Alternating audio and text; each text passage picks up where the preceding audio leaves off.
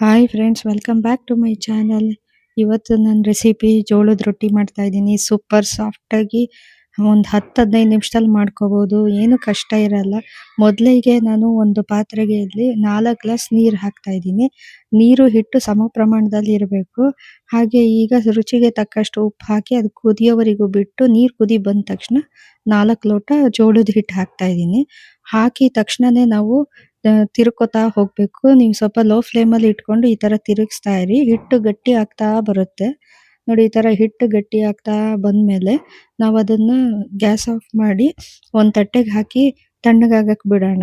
ಅದು ತಣ್ಣಗೆ ಆದ್ಮೇಲೆ ನೀವು ಸ್ವಲ್ಪ ಕಲಿಸ್ಕೊಳಕ್ ಶುರು ಮಾಡಿ. ಈ ತರ ಕಲಿಸುವಾಗ ನಿಮಗೆ ಸ್ವಲ್ಪ ತೆಳ್ಳೆ ಇದೆ, ಅಂಟುತ್ತಾ ಇದೆ ಕೈಗೆ ಅಂತ ಅಂದ್ರೆ ಜೋಳದ ಹಿಟ್ಟು ಈ ತರ ಮೇಲೆ ಉದುರಿಸ್ಕೊಂಡು ನಿಮ್ಗೆ ಎಷ್ಟು ಬೇಕೋ ಅಷ್ಟು ಉದುರಿಸ್ಕೋಬಹುದು. ಉದುರಿಸ್ಕೊಂಡು ಈ ತರ ಕಲಿಸ್ತಾ ಹೋಗ್ಬೇಕು. ನೋಡಿ, ಕಲಸಿದ್ಮೇಲೆ ಒಂದ್ ಕಡೆ ಮಾಡ್ಕೊಂಡು ಈ ತರ ನಾದ್ಕೋಬೇಕು. ನೀವು ಎಷ್ಟು ನಾದುತ್ತೀರೋ ಅಷ್ಟು ಚೆನ್ನಾಗಿ ರೊಟ್ಟಿ ಬರುತ್ತೆ. ಒಂದು 10 ನಿಮಿಷ ಕಂಟಿನ್ಯೂಸ್ ಆಗಿ ಈ ತರ ನಾದ್ತಾ ಬಂದ್ರೆ ಹಿಟ್ಟು ತುಂಬಾ ಸಾಫ್ಟ್ ಆಗುತ್ತೆ. ಆಗ ನಿಮ್ಗೆ ಲಟ್ಸಕ್ಕೆ ಎಲ್ಲ ತುಂಬಾ ಸಾಫ್ಟ್ ಆಗಿರುತ್ತೆ. ನೋಡಿ, ಈಗ ನಾನು ಒಂದೊಂದೇ ತಗೊಂಡು ಲಟ್ಟಿಸ್ಕೊತೀನಿ. ಮೊದಲಿಗೆ ನೀವು ಒಂದ್ ಸ್ವಲ್ಪ ತಗೊಂಡಾಗ್ಲೇ ಈ ತರ ಕೈಯಲ್ಲಿ ಇನ್ನೊಂದ್ ಸ್ವಲ್ಪ ನಾದ್ಕೊಂಡ್ರೆ ಸಾಫ್ಟ್ ಆಗಿ ಬರುತ್ತೆ.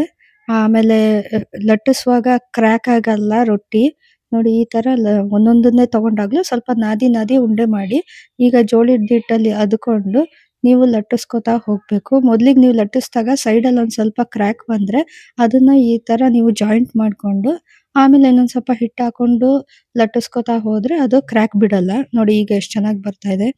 ನಂದು ಮಣೆ ಸ್ವಲ್ಪ ಚಿಕ್ಕದಾಗಿದ್ರಿಂದ ನಾನು ಚಿಕ್ಕ ಚಿಕ್ಕ ರೊಟ್ಟಿನೇ ಮಾಡ್ಕೊತಾ ಇದ್ದೀನಿ. ನೀವು ಅಕಸ್ಮಾತ್ ಕಿಚನ್ ಸ್ಲ್ಯಾಬ್ ಮೇಲೆ ಇಲ್ಲ ನಿಮ್ದು ಮಣೆ ದೊಡ್ಡದಾಗಿದ್ರೆ ನೀವು ಎಷ್ಟು ದೊಡ್ಡದು ಬೇಕೋ ಅಷ್ಟು ದೊಡ್ಡದು ಜೋಳದ ರೊಟ್ಟಿ ಮಾಡ್ಕೋಬಹುದು.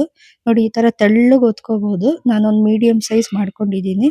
ಈ ತರ ಹಂಚ್ ಮೇಲೆ ಹಾಕ್ಬಿಟ್ಟು ಒಂದು ಬಟ್ಲಲ್ಲಿ ನೀರು ಇಟ್ಕೊಂಡು ಒಂದು ಸಾಫ್ಟ್ ವೈಟ್ ಕ್ಲಾತ್‌ನ ಇಟ್ಕೊಳ್ಳಿ.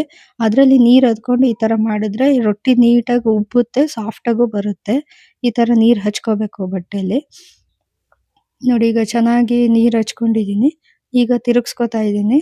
ನೋಡಿ, ಚೆನ್ನಾಗಿ ಬರುತ್ತೆ ರೊಟ್ಟಿ. ಇದ್ರ ಜೊತೆ ಎಣ್ಗಾಯಿ, ಕಾಳು ಪಲ್ಯ, ಸೊಪ್ಪಿನ ಪಲ್ಯ ಎಲ್ಲದಕ್ಕೂ ತುಂಬಾ ಚೆನ್ನಾಗಿರುತ್ತೆ ಜೋಳದ ರೊಟ್ಟಿ.